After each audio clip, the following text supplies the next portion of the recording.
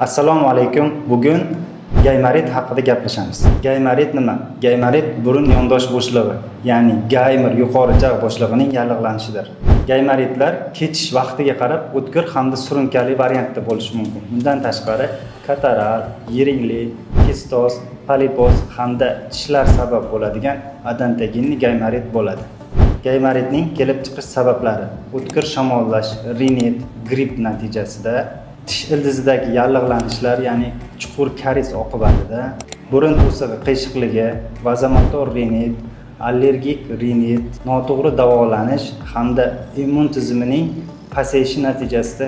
Gaymaritning o'ziga xos belgilari: burun bitishi, ko'z hamda yonoq sohasida og'riqlar, bosh og'risi, ayniqsa oldinga egilganda og'riqning kuchayishi, isitma ko'tarilishi, burundan sariq yoki yashil rangli ajralmalar kelishi hamda burundan yoqimsiz hid kelishi.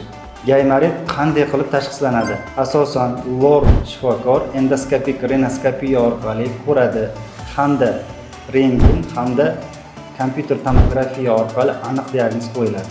Gaymarit qanday davolanadi?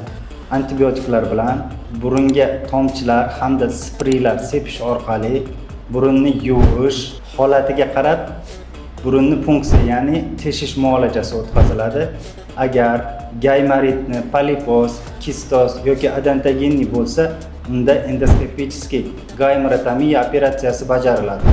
Oldini olish uchun to'g'ri davolanish, yaxshi lor shifokoriga murojaat qilish, aniq diagnoz qo'yish va sog'lom turmush tarziga rioya qilish kerak. Agar siz va yaqinlaringizda yuqorida ko'rsatilgan belgilar bo'lsa, Medicom xalqaro klinikasiga murojaat qiling.